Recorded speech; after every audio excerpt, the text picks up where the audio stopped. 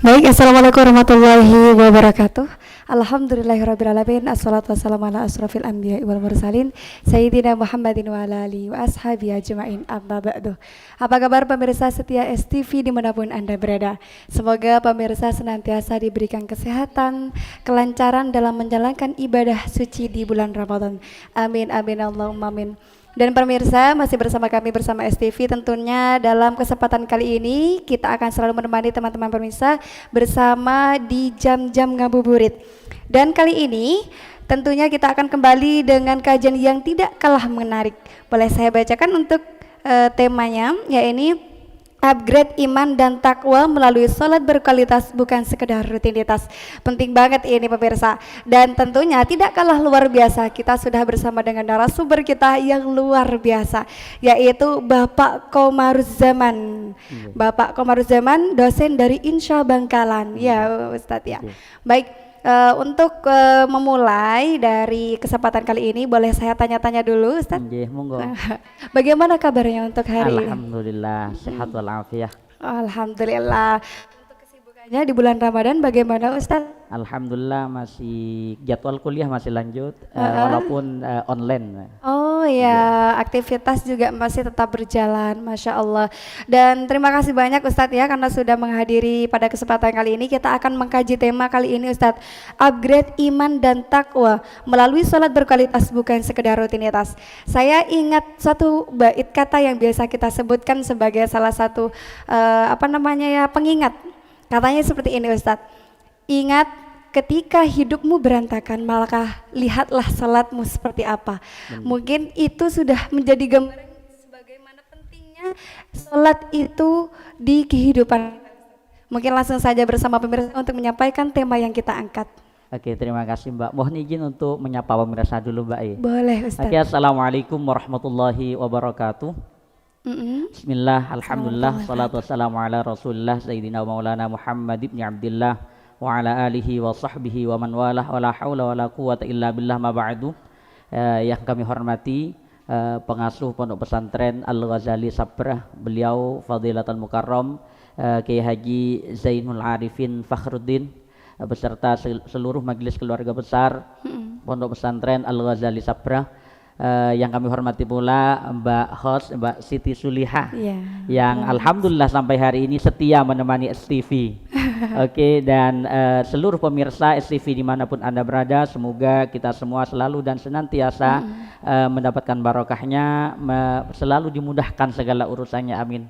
Amin, amin. Selanjutnya untuk materi kita hari ini terkait dengan tema upgrade iman dan takwa melalui sholat yang berkualitas, bukan hanya sekedar rutinitas. Sebenarnya ini berangkat dari ini Mbak. Di bulan Ramadan ini sebagaimana yang kita ketahui bersama, bahwasanya dikatakan oleh Allah Subhanahu wa taala, ya ayyuhalladzina amanu kutiba alaikumusiyam kama kutiba alal ladzina min qablikum la'allakum tattaqun. Bahwasanya dari potongan ayat ini dinyatakan oleh Allah bahwasanya tujuan daripada kita diperintahkan berpuasa oleh Allah Subhanahu wa taala tidak lain dan tidak bukan itu adalah untuk menjadikan kita seorang yang bertakwa kepada Allah Subhanahu wa taala. Kita sebagai orang yang muttaqin. Apa kaitannya kira-kira dengan sholat? Sebagaimana yang saya sampaikan di tahun yang lalu, alhamdulillah saya juga mengkaji terkait hal itu, bahwasanya takwa kepada Allah Subhanahu wa taala, bahwasanya di bulan Ramadan ini kita diperintahkan, kita dikatakan madrasah atau penggemblengan diri, pelatihan diri untuk menahan, untuk lebih mendekatkan diri kepada Allah Subhanahu wa taala. Namun ternyata kondisi yang saya temui di lapangan, di bulan Ramadan ini alhamdulillah banyak orang yang puasanya, yang berpuasa, banyak orang yang biasanya sholatnya mungkin 1 bulan sekali, sekarang sudah tiap 1 hari 5 kali sudah sholat. Namun sangat disayangkan khususnya ketika kita sholat taraweh gitu kan, melaksanakan ibadah ketika sholat taraweh itu sholatnya luar biasa, itu mengalahkan orang yang lagi balapan gitu kan.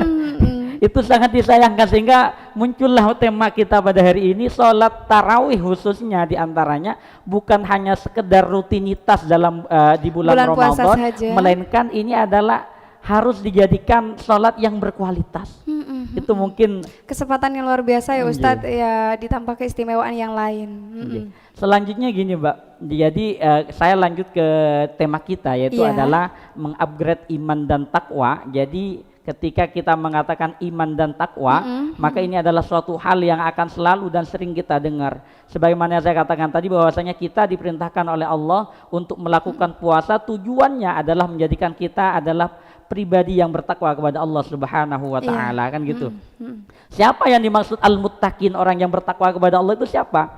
Ternyata dikatakan di dalam ayat yang lain di dalam surat Al-Baqarah, dzalikal kitabu la raiba fih hudal lil muttaqin. Siapa al-muttaqin? Alladzina yu'minuna bil ghaibi wa yuqimunas shalah.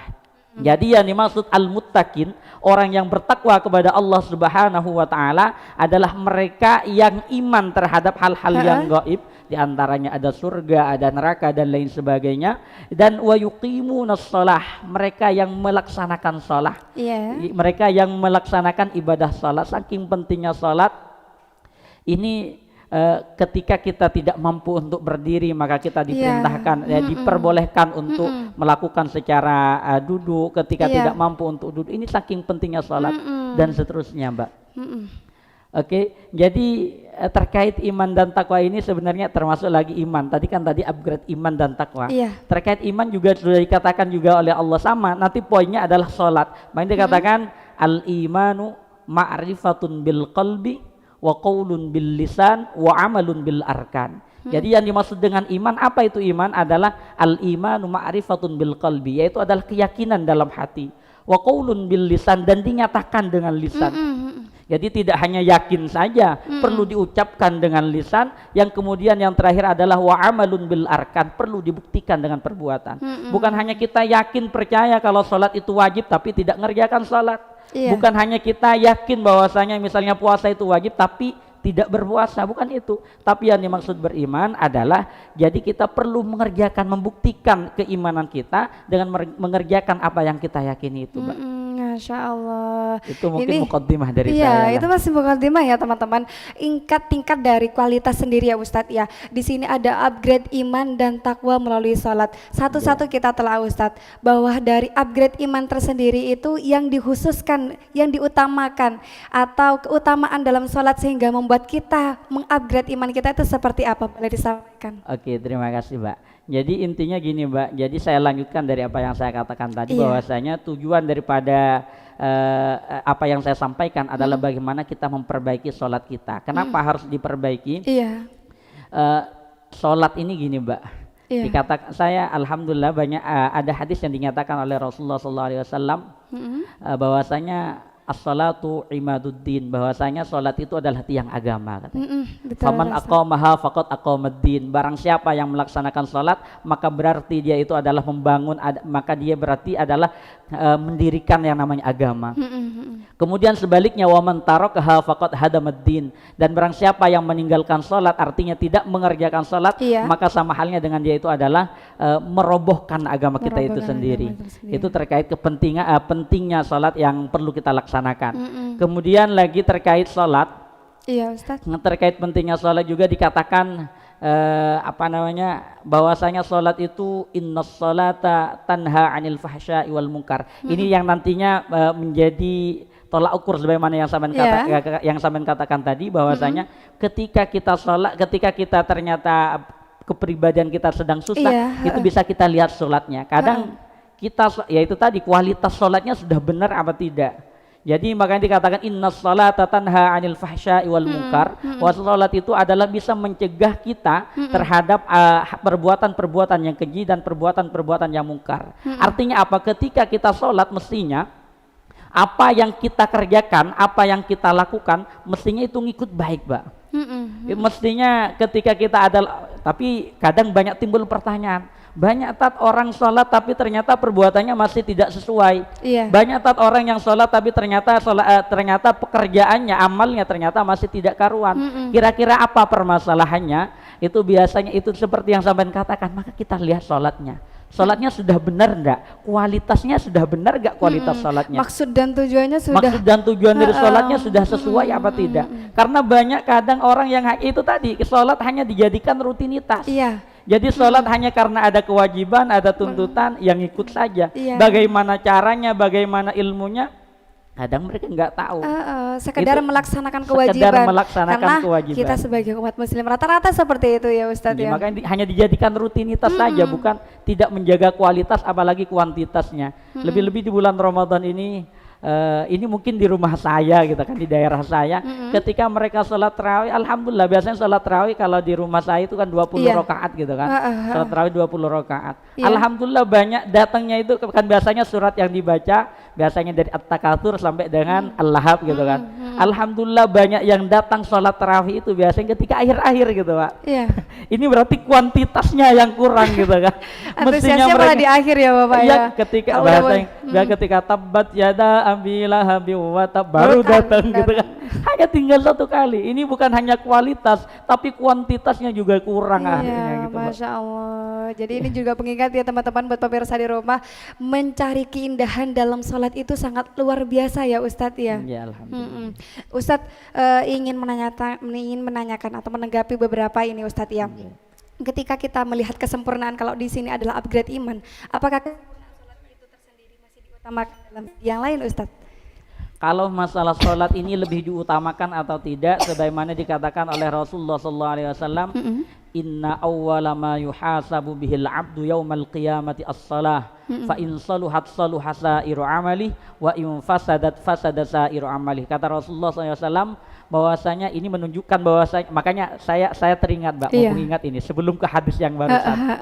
Kadang ada orang ketika kita berbicara tentang sholat itu katanya nomor 2. Sholat ini masih yang kedua, berarti ada yang pertama. Ada gitu yang pertama. Apa kira-kira yang pertama? Yang pertama katanya syahadat. Apa dalilnya? Buniyal Islamu ala khamsin. Jadi yang pertama katanya Islam itu dibangun atas 5 dasar. Apa saja yang pertama? Syahadati alla ilaha illallah wa anna muhammadar rasulullah. Yang pertama adalah syahadat. Yang kedua adalah baru wa iqamis shalah. Yang kedua makanya dikatakan nomor 2 adalah salat. Walaupun salat nomor 2 dikatakan oleh hadis yang saya katakan sebelumnya, inna awwala ma yuhasabu bihil abdu yaumal qiyamati as-salah. Jadi bahwasanya yang pertama kali nanti di akhir kiamat yang akan ditanyakan itu adalah salatnya. Bagaimana salatnya, sudah lengkapkah, sudah sesuaikah, sudah khusyukkah mereka yang salat? Maka dikatakan fa in saluhat saluhasairu amali. Ketika salatnya bagus, salatnya lengkap, salatnya khusyuk, maka saluhasairu amali. Seluruh amalnya maka akan ikut baik. Sesuai dengan yang dikatakan tadi, innas salata tanha 'anil fahsya'i wal munkar. Maka ketika orang yang salat, maka pasti perilakunya pasti akan berperilaku yang baik, Mbak. Itu otomatis. Masya Allah. Jadi sesuai yang dikatakan Rasul tadi, wa in fasadat fasada sairu amali. Ketika sholatnya masih banyak yang bolong, ketika sholatnya masih ngahir-ngahir gitu kan, belum di akhir waktu, maka fasada sairu amali, maka amal-amal yang lain tidak akan baik juga pastinya. Ya, itu bisa dibuktikan dan bisa dilihatlah. Makanya ketika kita melihat orang yang baik, coba ditanyakan cross check sholatnya bagaimana. Saya yakinnya bahwasanya sholatnya luar biasa. Tapi ketika ada orang sholat tapi ternyata banyak, biasanya ada yang bertanya seperti itu. Sudah sholat tapi ternyata kurang baik. Ini perlu dikoreksi sholatnya, sudah sesuaikah, sudah benarkah? Karena dikatakan dalam sebuah kitab, dalam kitab An-Nuzubat dikatakan wa kullu man bighairi ilmin ya'malu a'maluhu mardudatun la tuqbalu. Jadi bahasanya setiap pekerjaan, setiap perbuatan yang tidak didasari dengan keilmuan, sholat kalau sholatnya tapi tidak tahu ilmunya sholat, maka dikatakan wa kullu a'maluhu mardudatun la tuqbalu. Maka amal perbuatannya, maka sholatnya kalau hanya sekedar sholat tapi tidak didasari dengan ilmunya, maka a'maluhu mardudatun la tuqbalu. Perbuatannya akan ditolak oleh Allah Subhanahu wa ta'ala. Jadi percuma. Hanya tinggal bahasanya orang Mandok yang karenyung sang nyunglet, Mbak. Tinggal karenyung sang nyunglet tapi tidak ada hasilnya, tidak diterima oleh Allah Subhanahu wa ta'ala. Masya Allah, tabarakallah. Baik, kita jauh untuk membahas terkait tema yang kali ini. Kita jelas sementara, dan untuk teman-teman pemirsa di rumah, baik yang di luar maupun live TikTok atau live streaming dari YouTube, jangan lupa yang mau bertanya-tanya ditulis di kolom komentar. Kami akan menjawab untuk segmen-segmen selanjutnya. Jangan kemana-mana, masih bersama Dias TV Cermin Kaum Santri.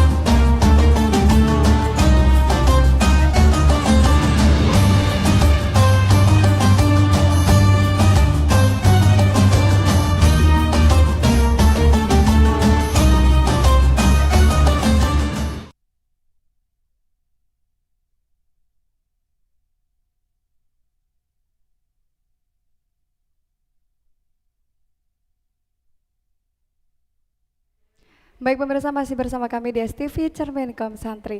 Tentunya pada kesempatan kali ini kita masih membahas tentang tema yang luar biasa kali ini.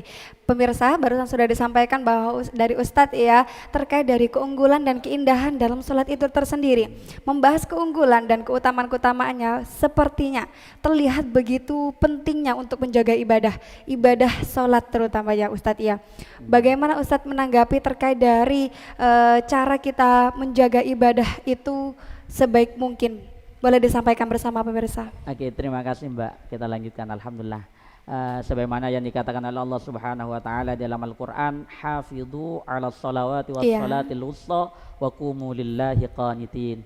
Jadi memang perintah untuk menjaga salat kita itu adalah sudah perintah langsung dari Allah Subhanahu wa taala. Jadi dikatakan oleh Allah Subhanahu wa taala, hafidhu, jagalah. Suruh jaga salat 5 waktu kita harus dijaga betul. Wa qumu lillahi qanitin, bahasanya adalah dirikan salat itu qanitin ay khashi'in, artinya secara khusyuk. Karena banyak ini yang dimaksud kualitas sebenarnya Mbak. Jadi kadang mereka ini salat tapi salatnya masih tidak khusyuk. Ya mungkin bukan hanya mereka, saya pun ya mungkin seperti itu. Iya, contoh lagi-lagi ketika musim hujan seperti ini misalnya, lagi sudah mau salat Allahu Akbar, kemudian ternyata ada hujan turun.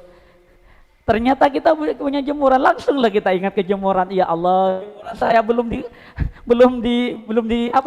dimasukkan gitu kan. Belum dipindah, sehingga pikirannya gitu, kemana-mana. Kadang kita Allahu Akbar, pokoknya pikiran langsung kemana-mana. Itu banyak sekali yang seperti itu. Makanya dikatakan oleh Allah, hafidhu 'alas shalawati was salatil wusta wa qumu lillahi qanitin ay khashiin. Maka kita kerjakan salat itu dengan khusyuk, dengan serius. Kita fokus, buang semuanya, kita fokus hanya menghadap kepada Allah Subhanahu wa taala. Makanya ancaman bagi orang yang sholat tapi sholatnya tidak khusyuk itu luar biasa. Dikatakan juga Pak di dalam surat Al-Ma'un oleh Allah dalam Al-Quran, fawailul lil musallin. Dikatakan oleh Allah fawailun lil musallin. Tapi kadang kadang sebagian orang yang hanya sampai mandek di sini. Jangan sampai mandek di sini. Fawailul lil musallin alladzina hum an salatihim sahun. Siapa yang dimaksud orang yang sholat? Mau seorang sholat kok celaka gitu kan, repot gitu. Banyak sampai mandek di situ. Jadi fawailul lil musallin, celaka orang yang sholat. Orang yang sholat yang seperti apa? Alladzina hum an salatihim sahun, yang mereka ketika sholat tapi mereka lalai, mereka lupa. Artinya mereka tidak fokus, mereka tidak khusyuk ketika sholat. Padahal sudah dikatakan oleh Allah banyak sekali dalam ayat Al-Quran yang menyatakan wa qumu lillahi qanitin, wa qumu lillahi qanitin, ay bima'na khashin, artinya dirikanlah sholat, yaitu dengan cara yang khusyuk, dengan cara yang serius. Intinya gitu Mbak, itu satu. Yang kedua, terkait tadi keutamaan, maka saya ingat lagi ya ke hadis yang tadi di awal, bahwasanya jadi ketika kita sholat, banyak orang yang masih tanya, kok saya sudah sholat tapi ternyata sholat saya kok saya masih banyak melakukan hal-hal yang dilarang oleh Allah. Itu perlu dikoreksi, memang sholatnya sudah sesuai apa tidak, sudah benar atau tidak, apa itu sudah sesuai apa tidak dengan yang dianjurkan. Makanya dikatakan oleh Rasulullah dalam hadisnya, dikatakan sallu kama ra'aitumuni usolli, sholatlah kalian semua sebagaimana kalian melihat aku sholat. Jadi kita lakukan sholat itu sebagaimana untuk menirukan apa yang dilakukan sholatnya oleh Rasulullah SAW. Jadi jangan karena banyak juga orang sholat lebih-lebih di zaman sekarang, kayak perantauan, banyak sekarang, apalagi dengan adanya medsos yang luar biasa ini, banyak kita bisa mencari ilmu kemana-mana luar biasa, sehingga banyak kadang ilmu yang aneh pun itu muncul. Seperti apa itu Ustaz? Contohnya gini, ada bilang sesama tuh, kamu itu belum sholat, kamu itu kayak ngabajeng gitu bahasanya. Apa sih bedanya sholat sama apa? Kata Rasulullah, kama ra'aitumuni usolli, sholatlah kalian sebagaimana aku sholat, sebagaimana kalian melihat aku sholat. Bagaimana caranya Rasulullah sholat? Ya maka kita ikuti apa yang disampaikan oleh ulama. Ulama adalah ulama warathatul anbiya, itu adalah pewaris Nabi. Jadi apa yang makanya pentingnya keilmuan. Salah satu ini nyambung ke ilmuwan juga. Makanya banyak orang sekarang kalau masalah ilmu hanya proses mentransfer ilmu, sebenarnya tidak perlu ada guru kok, Mbak. Sekarang sudah ada YouTube. Wah, sangat ada luar LGBT. biasa Ustadz ya. Apa yang nggak ada di Sangat sana? luar biasa. Kalau masalah misalnya pengen tahu tentang apa, tinggal klik, ada banyak keluar. Cuman perlunya kita mencari ilmu seperti zaman sekarang ini, tetap ngaji seperti alhamdulillah. Tadi kesini saya melihat banyak sekali alumni dan bahkan kayaknya para tetangga, para sepuh yang masih ngaji luar biasa. Apa sih perlunya kita ngaji seperti itu?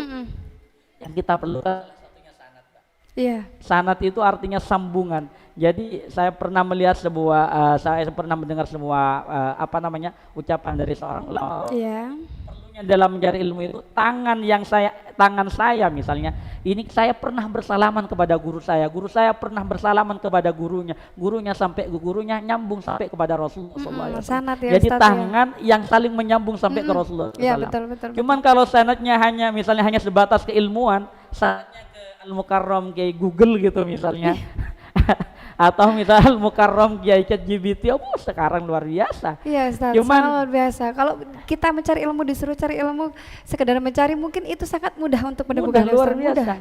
Dengan adanya ChatGPT apalagi gitu kan. ChatGPT apalagi. YouTube, walaupun kita misalnya bukan ahli apa misalnya untuk memperbaiki motor misalnya, tinggal buka YouTube banyak kok. Iya. Benar. Cuman perlunya dalam ilmu keagamaan ini adalah sanad. Makanya dikatakan man lam yakun lahu syaikhun fa syaikhuhu syaiton katanya. Jadi barang siapa yang tidak punya guru, hanya sekedar membaca saja, tidak ada gurunya, tidak ada yang mengarahkan, tidak ada yang membimbing, maka fa syaikhuhu syaiton. Maka rawan dia gurunya adalah setan. Rawan akan dibelokkan oleh setan. Makanya saya sangat menyayangkan ketika ada orang yang tidak pernah mohon maaf misalnya tidak pernah mengenyam pondok pesantren pendidikan di pondok pesantren, kemudian dia berbicara agama sesuka hatinya, hanya hanya bermodalkan misalnya pengetahuan ilmu saja, yang didapat dari luar, YouTube, dari Google dan lain sebagainya, itu sangat disayangkan fasyaihu. Karena banyak saya juga mendengarkan dengan terbukanya media sosial yang luar biasa saat ini, Mbak. Kan semuanya bisa diakses, semuanya bisa jadi kiai, semuanya bisa jadi ustadz. Saya bahkan suatu ketika pernah ada teman saya bilang ke saya gini, karena dia sering online di TikTok, bilang ke sini, alhamdulillah saya jadi kiai di TikTok. Asli luar biasa. Jadi artinya semua bisa jadi kiai, semua bisa jadi ustadz. Ilmunya sudah sesuai apa tidak. Makanya dikatakan jangan sampai kita berbicara di luar kemampuan kita. Karena bahasanya fantadirislah. Ketika kita berbicara yang bukan pada ahlinya, maka fantadiris saya siap-siap saja, insya Allah fasyaihu syaiton tadi akan beralih nantinya. Iya, betul. Berkaitan dengan ini ya Ustadz ya, itu kan sudah menjadi konsumsi ya Ustadz ya. Benar, alhamdulillah. Konsumsi sehari-hari malah. Jadi ketika kita menambah ilmu ya, dalam segi itu juga dampaknya positif juga ya Ustadz ya. Positif. Tapi kita harus sama-sama memberikan kesampingan untuk mendahului guru kita juga. Ya, lebih mendahului guru kita juga. Jadi kalau itu bukan tidak boleh. Saya sering ke mahasiswa itu ketika saya ngajar, saya memang bilang jangan sampai Anda tidak menggunakan ChatGPT, jangan. Jangan sampai Anda tidak menggunakan YouTube, Google dan kawan-kawannya, jangan. Gunakan, manfaatkan. Jadi tinggal bagaimana kita mampu memilah, bagaimana kita mampu memilih dengan baik. Jadi bukan hanya nanti, karena gini, misalnya buat makalah gitu kan, tanpa menggunakan ChatGPT dan lain sebagainya, itu lama sih ngetik gini dan lain sebagainya, mikir sih yang mau mindah dan lain sebagainya. Tapi kalau sudah ada ChatGPT yang membantu kita, tinggal nanti kita koreksi, kita sesuaikan dengan kitab-kitab yang memang luar biasa kita akui, kita lihat kebenarannya, insya Allah akan lebih baik. Jadi saya sering bilang gini, ketika ada makalah, tidak apa-apa, silahkan gunakan ChatGPT itu untuk mempermudah kita, mempermudah kerjaan kita, tidak masalah, itu positif luar biasa. Cuman tetap kita harus cross check sumbernya sudah benar atau tidak. Jadi perlu dicek, cross check dengan kitab yang benar. Kalau perlu ditesihkan, ditanyakan ini sudah sesuai atau tidak. Ya, Masya Allah, makanya Masya Allah. biasanya kuncinya gini, kalau sampean buat makalah, yang minimal ATM digunakan. Apa itu ATM? Amati, tiru, kemudian modifikasi. Jangan sampai amati, tiru, selesai. Kebaikan Oh seperti iya, itu. belum Tapi modifikasi ya Ustaz ya. Ini dimodifikasi, menjadi nggih. pesan juga untuk teman-teman, apapun yang kita konsumsi, baiknya kita itu memberikan manfaat juga, mencari manfaatnya, jangan sampai menjadikan hal yang salah. Ustadz, kita jeda sementara untuk melanjutkan tema selanjutnya, sambil lalu untuk saya ingatkan kepada teman-teman pemirsa di luar, untuk silahkan tulis di kolom komentar bagi yang ingin bertanya. Kami akan kembali lagi setelah jeda berikut.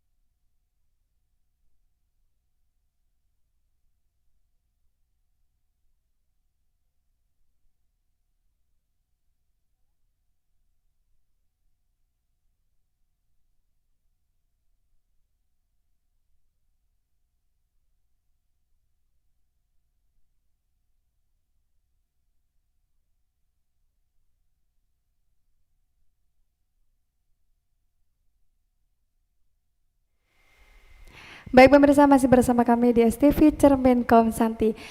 Tentunya Ustadz, kita akan membahas terkait dari tema yang menarik kita kali ini, lebih spesifik lagi Ustadz. Kalau yang tadi kita sudah membahas secara luas, lebih spesifiknya lebih ke konsumsi kita pribadi secara umum ya Ustadz di bulan Ramadan. Ibadah kita yang menambah dengan sholat-sholat sunnah, yaitu sholat tarawih Ustadz. Apakah bagaimana ketika kita kiat ketika sholat cepat tapi berkualitas, mungkin bisa langsung disampaikan kepada pemirsa Ustadz, seperti apa itu? Oke, terima kasih Mbak. Jadi memang salah satu tujuan saya pada hari ini dalam dengan mengangkat tema upgrade iman dan takwa melalui sholat berkualitas, bukan sekedar rutinitas. Jadi memang kan sholat tarawih ini kan memang sudah menjadi rutinitas kita. Cuman harapannya tidak hanya sekedar rutinitas, tapi nantinya sholat kita menjadi sholat yang berkualitas. Bagaimana kira-kira caranya? Bagaimana kira-kira kiat-kiatnya? Ada kiat-kiatnya enggak? Alhamdulillah. Saya hanya ingin menyampaikan berbagi gitu maksudnya. Khawatir nanti ada teman-teman ketika sholat, saya melihat banyak anak ini sholat yang hanya Allahu Akbar, Allahu Akbar. Cepetnya luar biasa, ngalahi Rossi gitu ketika balapan gitu kan. Bahkan ada yang masih milah-milih Ustaz. Di mana musola A, musola B? Musola A lebih cepat, musola B agak lelet, nanti aja. Kira di rumah saya saja, berarti alhamdulillah di sini tidak seperti itu. Ternyata lebih parah kayaknya. Masih ada. Masih ada, alhamdulillah. Memang benar, Mbak. Jadi kadang memang ada anak-anak itu, khususnya anak-anak muda zaman sekarang. Memang pilih-pilih. Kan sekarang banyak orang yang mengadakan sholat tarawih itu banyak. Kira-kira mana yang paling cepat gitu kan? Kayak Betul, balapan betul. aja gitu kan. Jadi saya ingin berbagi terkait kiat-kiat mudah, artinya kiat-kiat dalam sholat yang sekiranya mudah, cepat tapi tetap berkualitas gitu. Iya. Bagaimana caranya, Mbak? Yaitu caranya ada beberapa hal. Yang pertama, sholat itu kalau kita boleh preteli lagi, Ya. kita masuk ke, biasanya ada yang istilah rukun sholat. Rukun sholat ini kalau kita ngambil itu banyak versi, ada yang mengatakan ada 13, ada 14, bahkan ada yang menyatakan ada 17 macam, Mbak.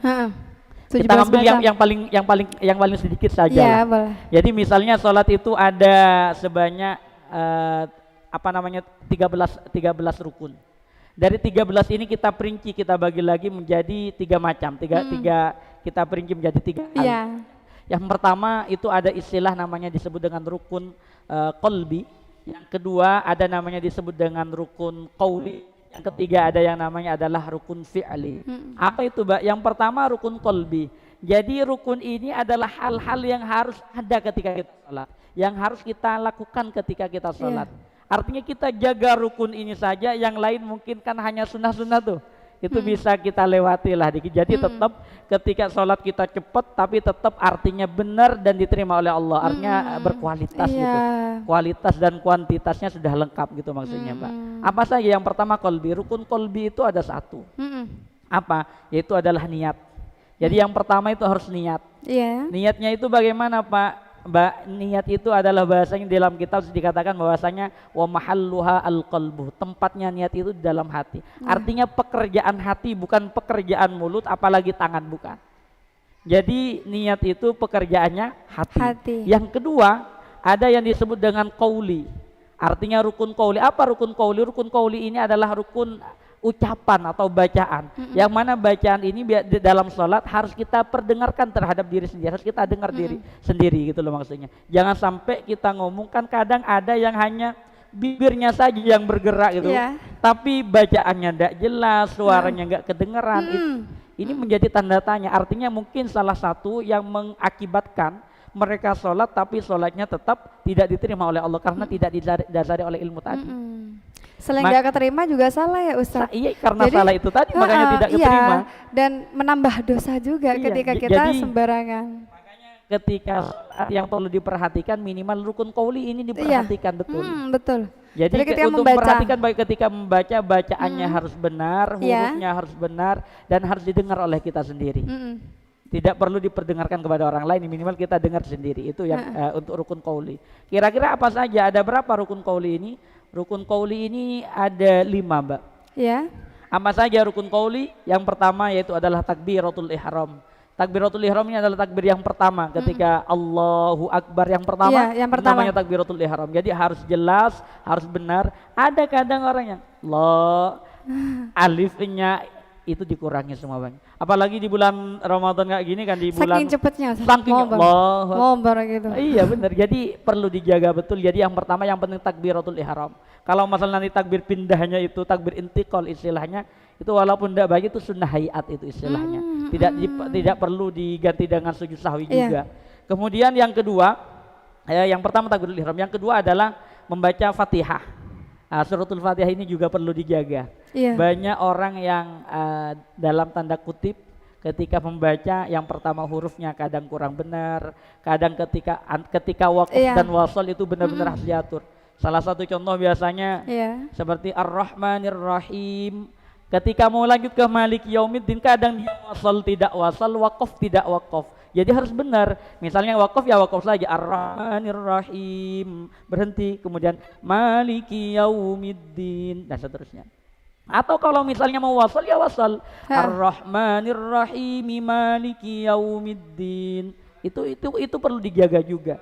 Jadi karena ketika ngurangi huruf itu akan berdampak juga terhadap tidak sahnya Fatihahnya. Tidak sah Fatihahnya maka akan berdampak terhadap tidak sah salatnya. Itu yang mengakibatkan wa kullu yang tadi yang bahasanya amalnya tidak diterima oleh Allah Subhanahu wa taala. Dia masih cepat di bagian lisan ya Ustadz ya, di bagian ketika kita mengucap ya. Mengucap apalagi ketika sholat tarawih ini. Kalau gerakan Ustadz gimana? Kalau gerakan insya Allah nanti kita akan lanjut ke fi'li nih selain. Jadi ada qalbi, ada qauli, ada fi'li. Jadi yang qauli dulu, yang kedua adalah takbiratul ihram. Yang ketiga untuk rukun qauli ini adalah tahiyat akhir. Tahiyat akhir. Yang pada tahiyat akhir ini tidak semuanya wajib. Kalau kita baca semua seperti at-tahiyatul barakatus salawatut thayyibatu lillah, kemudian sampai fil alamina innaka hamidum majid, itu tidak semuanya wajib. Wajibnya hanya beberapa saja, Mbak. Ini mungkin salah satu yang nanti bisa menjadi kiat cepat gitu kan, cepat tapi tetap berkualitas gitu kan. Betul. Ambil wajibnya saja gitu loh maksudnya. Daripada sama-sama tidak kedapatan semuanya gitu loh. Sama-sama salah semuanya salah semua daripada nanti bacaannya salah sehingga efeknya adalah tidak sah misalnya bacaannya, misalnya baca tahiyatnya ada kurang hurufnya dan lain sebagainya. Ini justru malah fatal, tidak sah sholatnya, maka ditolak mardudatun la tuqbalu tadi itu berlaku. Nah, salah satu saya kasih wajibnya saja misalnya yaitu adalah at-tahiyatul mubarakatus salawatut thayyibatu lillah. Assalamu alayka ayyuhan nabiyyu wa rahmatullahi wa barakatuh. Assalamu alayna wa ala ibadillahis salihin. Asyhadu an la ilaha illallah wa asyhadu anna Muhammadar Rasulullah. Allahumma shalli ala sayyidina Muhammad wa ala ali sayyidina Muhammad. Ini wajibnya. Jadi sampai Allahumma sholli ala sayyidina Muhammad. Amma kalau misalnya wa ala ali sayyidina Muhammad, salawat kepada kanjeng Nabi setelah tahiyat akhir ini adalah termasuk sunnah abad. Jadi sampai Allahumma sholli ala Muhammad cukup.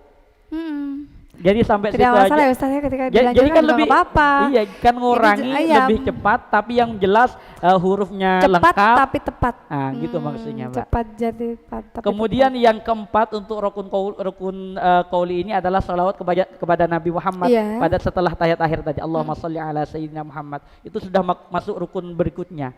Kemudian yang terakhir adalah salam yang pertama. Assalamualaikum warahmatullahi wabarakatuh. Cukup. Jadi ini 5 rukun qauli yang betul-betul perlu kita jaga. Yang kalau masalah yang lain misalnya baca surat, baca subhana rabbiyal azim, subhana rabbil a'la dan lain sebagainya, itu semuanya adalah sunnah hayat. Bukan berarti saya menganjurkan untuk ditinggalkan, tapi yang penting jangan sampai mencederai sesuatu yang wajib hanya untuk mengejar sesuatu yang sunnah. Misalnya seperti doa iftitah. Doa iftitah kan panjang itu. Kalau kita baca kadang tidak nututi sehingga berakibat kadang apalagi memang imamnya agak juga, kemudian imamnya takbirnya ketika sudah akhir-akhir gitu kan. Itu kan mengurangi kefadilahnya nanti gitu. Bagian itu untuk rukun qauli. Kemudian yang terakhir adalah rukun fi'li. Makanya dikatakan ta'rif salat itu sendiri tadi agak kelupaan ya. Jadi yang dimaksud sholat itu bahasanya aqwalun wa af'alun muftatahatun bitakbir wa muhtatamatun bitaslim. Jadi ada yang terakhir itu adalah rukun fi'li. Artinya pekerjaan badan. Jadi ada yang pekerjaan hati, pekerjaan lisan, yang terakhir adalah anggota badan. Ada berapa, Mak? Yaitu ada 7. Jadi 1 tambah 5 kemudian tambah 7. Totalnya adalah 13. Apa saja, Pak? Yang pertama adalah berdiri bagi mereka yang mampu. Ini untuk sholat fardu. Kalau untuk sholat sunnah sebenarnya walaupun duduk tidak masalah, cuman mungkin nanti pahalanya berkurang. Kalau misalnya ketika sholat sunnah, jadi sholat tarawih makanya dilaksanakan secara duduk tidak masalah, cuman ngurangi terhadap pahalanya. Ketika misalnya sholatnya pahalanya 100% maka akan turun 50%. Itu nanti akibatnya seperti itu, Mbak. Jadi yang pertama adalah berdiri bagi mereka yang mampu. Kalau nggak mampu berdiri maka boleh dilaksanakan secara duduk. Kalau tidak mampu untuk duduk bisa dilakukan secara tidur berbaring gitu kan. Kemudian bahkan ketika tidak mampu sampai hanya cukup dengan isyarah, Mbak. Saking pentingnya sholat gitu kan. Saking pentingnya sholat ya Ustaz. Yang kedua rukun fi'li itu adalah ruku. Jadi setelah berdiri kita ruku. Ruku itu yang kedua, setelah berdiri kita ruku. Nah ruku itu artinya posisi pekerjaannya. Bukan bukan bacaan subhana rabbiyal azimnya. Itu sebatas sunnah hayat kalau bacaannya. Jadi yang penting kita ruku selesai, langsung berdiri selesai. Itu namanya rukun fi'li yang kedua. Rukun fi'li yang ketiga adalah sujud. Yang keempat sujud sudah kita ketahui. Iya. Yang ketiga adalah i'tidal dulu, Pak. Oh, Jadi i'tidal. setelah ruku kita i'tidal, yang keempat kita sujud 2 kali, kemudian dilanjutkan dengan yang kelima. Yang kelima itu adalah duduk di antara 2 sujud. Jadi di antara 2 sujud itu kita harus duduk. Yang keenam itu adalah duduk untuk melaksanakan tahiyat akhir, dan yang Insya Allah. terakhir itu adalah tartib. Jadi harus urut, Mbak. Namun yang perlu diperhatikan, lepak biasanya ada tumak ninah itu kan. Ada tumak ninah. Apa tumak ninah? Artinya diam sekedar membaca subhanallah gitu kan. Kapan kita diperintahkan untuk tumak ninah? Sebagian, makanya tadi saya bilang tadi, rukun sholat itu ada yang menyatakan 13, ada yang mengatakan 14, ada yang mengatakan 17 juga, Pak. Yang mengatakan 13 dengan bahasa saya tadi, untuk untuk tumak ninah ini adalah bagian bahasanya syartun minar rukni, bagian syarat daripada rukun. Jadi ketika kita ruku maka disyaratkan ketika ruku untuk tumak ninah. Ketika i'tidal kita disyaratkan untuk melakukan tumak ninah. Ketika sujud 2 kali dan duduk di antara 2 sujud di 4 tempat ini, kita diwajibkan sebagai syaratnya adalah diwajibkan untuk melaksanakan tumak ninah. Apa tumak ninah? Diam sebentar, sekedar membaca subhanallah. Jadi misalnya Allahu Akbar kita ruku, walaupun tidak baca subhana rabbiyal azim apalagi sampai 3 kali misalnya, tidak masalah. Yang penting diam, sekedar membaca subhanallah saja, kita berdiri lagi cukup. Jadi sebentar zamannya, Mbak. Jadi yang penting ada berhentinya loh ya. Bukan berarti kita sering Jadi kita harus ruku ya Ustadz ya, seperti itu. Harus tumak nina. Jadi harus tumak nina, ketika i'tidal harus tumak nina, ketika sujud harus tumak nina. Kalau yang ngitung 14 itu biasanya tumak nina dijadikan satu. Tambah yang ke-14 adalah tumak nina di 4 tempat ini. Kalau yang menghitung 17 pun sama sebenarnya, tumak ninahnya dihitung satu-satu. Jadi misalnya ruku, kemudian tumak ninahnya ruku, i'tidal, tumak ninahnya i'tidal, dan seterusnya. Itu mungkin salah satu kiat untuk sholat cepat tapi tepat dan berkualitas gitu maksudnya, Mbak. Jadi yang penting yang wajib kita jaga, makanya ada peribahasa orang Madura mengatakan jangan sampai, bahasa Maduranya gini, cek muang rasol dan ngalak buter gitu bahasanya. Jadi kadang kita mau ngambil buter cuman ternyata rasolnya dibuang gitu kan, yang wajib kita kita lalaikan, ada hal-hal yang tidak benar, tidak sesuai dan lain sebagainya, sehingga mengakibatkan sholatnya tidak sah dan lain sebagainya. Tapi justru kita mengejar kesunahan-kesunahan yang sebenarnya dampaknya lebih kecil daripada membuang kewajiban tadi. Itu yang perlu diperhatikan. Ini kiat-kiatnya. Selanjutnya adalah hal-hal yang apa sih Pak konsekuensi ketika kita tidak sholat misalnya. Konsekuensinya dikatakan oleh Allah di dalam Al-Quran, maka dinyatakan seperti ini. Dikatakan oleh Allah, fakhalafa mim ba'dihim khalfun adha'us shalah wattaba'us syahawat fasawfa yalqawna ghayya. Jadi kata Allah Subhanahu wa taala, maka akan datang sebuah generasi, yang generasi ini, generasi penerus ini, adha'us shalah, mereka enteng, lalai di dalam melaksanakan salat. Kadang salat, kadang tidak. Dan sekarang itu sudah banyak, apalagi kalau pemahaman-pemahaman yang baru itu kadang mengatakan yang penting sholat itu kan bahasanya as-sholatu lidzikri gitu kan. Yang penting ingat kepada Allah itu sudah sholat. Tapi tidak seperti itu yang dicontohkan oleh Rasulullah. Sebagaimana yang saya katakan tadi, sallu kama ra'aitumuni usolli, yang mana ini sudah dinarasikan, dijelaskan oleh ulama bahwasanya sholat itu adalah aqwalun wa af'alun muftatahatun bitakbir wa muhtatamatun bitaslim. Itulah sholat. Kemudian konsekuensinya apa? Wattaba'us syahawat, golongan-golongan ini, penerus-penerus ini, mereka lupa terhadap mereka mengikuti syahwat, mengikuti nafsunya, sehingga mereka sering mengikuti hal-hal yang dilarang oleh Allah Subhanahu wa taala. Naudzubillah. Yang kemudian konsekuensinya adalah fasaufa yalqawna ghayya, maka mereka akan dimasukkan ke dalam neraka oleh Allah Subhanahu wa taala. Juga dikatakan dalam sebuah ayat juga dikatakan, masalakakum fi saqar qalu lam nakum minal musallin. Jadi dikatakan oleh Allah Subhanahu wa taala nanti di hari kiamat, ketika orang surga sudah dimasukkan ke dalam surga dan orang neraka sudah dimasukkan ke dalam neraka, akhirnya orang surga bertanya kepada orang ahli neraka itu, Pak. Apa pertanyaannya? Masalakakum fi saqar. Apa sih yang membuat kamu kok bisa masuk neraka, itu kenapa? Maka jawabannya apa? Qalu lam naku minal musallin. Karena saya tidak sholat. Makanya ancamannya luar biasa. Mari pertemuan hari ini saya ingin menyampaikan bahwa ayo kita sholat, kerjakan hanya 5 kali kok dalam sehari semalam. Kalau kita hitung-hitung jam yang 24 jam ini dikurangi sholat, paling kita sholat itu maksimal 15 menit. Kayaknya enggak sampai sih. Saya mulanya enggak sampai.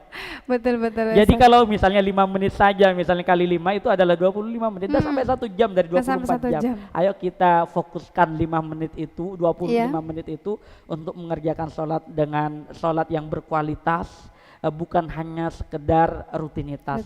Yang rutinitas pun alhamdulillah itu sudah alhamdulillah, Mbak, daripada yang tidak sholat, daripada yang tidak puasa. Itu sudah luar biasa. Masya Allah, tabarakallah Ustadz. Dan Ustadz, kita masih ada pertanyaan Ustadz dari teman-teman live streaming. Boleh saya bacakan Ustadz ya? Monggo. Oh udah azan Ustadz. Sambil lalu berbuka puasa, saya ucapkan selamat berbuka puasa untuk teman-teman STV dimanapun Anda berada. Monggo Ustadz, sambil lalu untuk membatalkan puasa.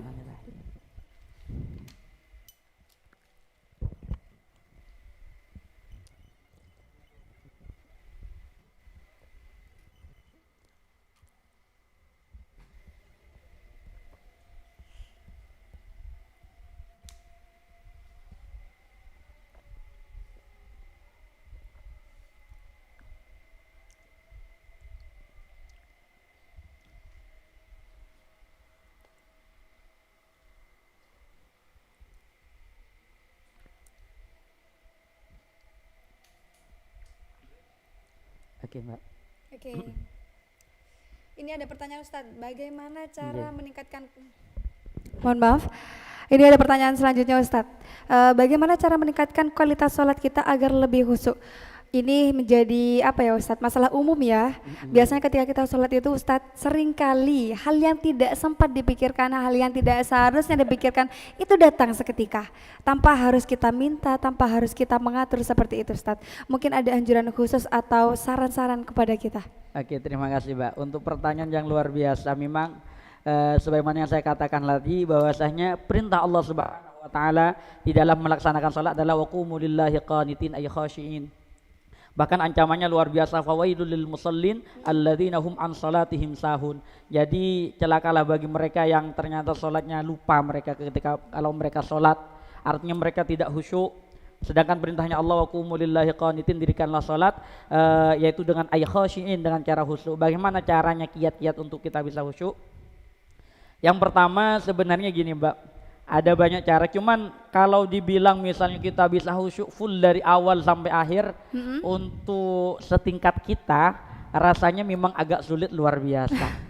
Sulit minta artinya apalagi apa namanya ya, kita sholat saja sudah luar biasa. Ya, tidak semudah, yang penting kita berusaha itu ya Ustaz ya. Bagaimana caranya Mbak? Biasanya gini, memang benar yang dikatakan sampean tadi, ketika kita sholat justru apa yang hilang bisa ketemu ketika sholat. Iya betul. Jadi biasanya dari tadi mikir nyari-nyari nggak ketemu, tapi ketika ternyata sholat justru ingat, oh iya tadi di sana, justru ketahuan. Artinya betul. Jadi yang pertama ketika kita mau sholat maka kita lupakan semua. Kita buang semuanya jauh. Artinya memang dari awal itu, apalagi kalau terburu-buru sholatnya gitu kan, seperti tarawih gitu kan, oh sudah lari-lari, Allahu Akbar langsung gitu kan, cepat. Itu biasanya rawan lupa, rawan tidak khusyuk. Iya. Yang perlu dijaga yang pertama adalah ketika kita mau memulai sholat sebenarnya yang perlu diperhatikan. Karena sebenarnya di awal itu akan mencerminkan nantinya ke belakangnya Mbak. Oh iya betul. Maka yang pertama ketika kita mau sholat, ketika mau mulai sholat, ayo coba usahakan kita itu fokus. Artinya kita buang semua pikiran, kita buang semua hal-hal tentang duniawi kita, tentang HP kita, coba kita lupakan semuanya dulu. Di awal saja dulu lah, kita berupaya di awal kita khusyuk, kita fokus gitu kan. Ketika niat, karena ada kalanya kadang orang niat saja, sampai niatnya saya, itu sudah lupa. Kenapa? Karena terlalu banyak dipikirkan, makanya tadi niat itu bahasanya malwa al-qalbu. Dan yang dikatakan niat itu Mbak, maka di niat itu dimatangkan bener gitu loh maksud saya. Jadi ketika kita niat dimantapkan beneran gitu loh maksudnya. Ketika kita sudah mantap dari awal, kita berupaya dari awal untuk khusyuk, kita fokus kepada Allah, insya Allah ke belakang kita akan ikut khusyuknya. Kalaupun misalnya nanti ada lupa-lupa di belakang, misalnya ketika di tengah jalan ketika kita sholat, ternyata kita lupa balik lagi kepada Allah gitu loh maksudnya. Iya. Jadi berupaya lagi-lagi kembali untuk berusaha ya Ustaz. Yang penting kita harus berusaha untuk menghilangkan Iya, duniawi. betul. Bahwasanya kita menghadap kepada Allah Subhanahu wa taala. Makanya ada juga yang mengatakan gini, salah satu untuk fokus gitu maksudnya, untuk melatih fokusnya misalnya, untuk melatih khusyuknya. Bayangkan bahwasanya kan sebagaimana yang kita ketahui bahwasanya Allah itu Maha melihat, Pak. Allah Maha melihat. Kalau biasanya kita sholat itu kan takut kadang dilihat misalnya oleh siapa gitu, misalkan ada biasanya seorang anak melaksanakan sholat dengan baik, dengan benar ketika ada orang tuanya. Iya betul. Mereka mau sholat dengan baik dan benar misalnya ketika dilihat oleh gurunya. Nah, cuman yang saya sayangkan kadang kita tidak sadar kalau kita ini sedang menghadap Allah. Kalau orang tua saja kita takut, sama guru saja kita malu untuk tidak khusyuk, bagaimana dengan Allah? Artinya yang kedua adalah kesadaran kita. Jadi kesadaran bahwasanya kita menghadap terhadap Allah yang maha segalanya. Allah yang maha melihat. Cuman itu yang kadang kita tidak sadar. Padahal sudah dikatakan ubudullaha ka'annaka tarahu fa illam takun tarahu fa innahu yarakah. Nah, fa innahu yarakahnya ini yang kadang kita lupa. Jadi bahwasanya kita beribadah kepada Allah seakan-akan kita melihatnya. Iya. Bagaimana kalau kita sholat melihat guru kita melihat orang tua kita, pastinya kita kan berusaha untuk sempurna mungkin kan gitu. Iya. Apalagi kita menghadap kepada Allah Subhanahu wa taala, apalagi kita melihat Allah Subhanahu wa taala. Cuman kalau kita tidak mampu melihat Allah, tapi ya kita harus sadar fa innahu yarakah. Allah itu maha melihat kepada kita. Setidaknya kita merasa kalau kita itu sedang dilihat oleh Allah, kalau kita sedang dipantau oleh Allah. Anggap saja ada CCTV yang Allah langsung melihatnya. Insya Allah kita akan kita akan berusaha untuk sehusyuk mungkin, semaksimal mungkin, sesempurna mungkin ketika melaksanakan sholat. Jadi intinya yang pertama di niat pertama diatur benar, dibuang semuanya. Yang kedua kita harus latih memang. Jadi ketika lupa kembalikan lagi ke Allah. Ketika lupa ternyata ingat bahwasanya sedang sholat, kembalikan bahwasanya kita sedang sholat. Perlu dilatih. Iya, melatih seperti itu ya teman-teman pemirsa. Berikut terkait dari jawaban Ustadz untuk teman-teman semuanya. Ustadz, untuk penutup pada kesempatan kali ini Ustadz mungkin bisa memberikan pesan kepada semua pemirsa di luar sana terkait dari tema yang kita angkat, upgrade iman dan takwa melalui sholat yang berkualitas, bukan sekadar rutinitas. Monggo Ustadz. Oke, hanya satu yang saya mau katakan sebenarnya, sholatlah sebelum kau disolatkan. Itu saja, Pak. Jadi jangan lupa sholat, jangan sebelum kalian disolatkan. Masya Allah. Terima kasih banyak Ustadz. Baik teman-teman pemirsa, itu pesan dari Ustadz. Semoga senantiasa ibadah kita terjaga Ustadz ya. Bisa mendapatkan keindahan dari ibadah-ibadah, terutama diantaranya adalah sholat ya Ustadz ya. Karena ketika kita membahas luas terkait dari sholat, mulai dari takbir sampai selesai, semuanya berupa niat-niat yang sangat memiliki makna berarti. Maka pesan baru dari Ustadz barusan yang sudah disampaikan, salatlah sebelum disolatkan, salinglah menjaga kehidupan dengan salat. Maka ini juga menjadi penutup untuk pertemuan kita kali ini. Kami dari STV mohon maaf apabila ada salah kata, mohon maaf apabila ada yang berkurang. Wallahul muwaffiq ila aqwamit thoriq. Wassalamualaikum warahmatullahi wabarakatuh.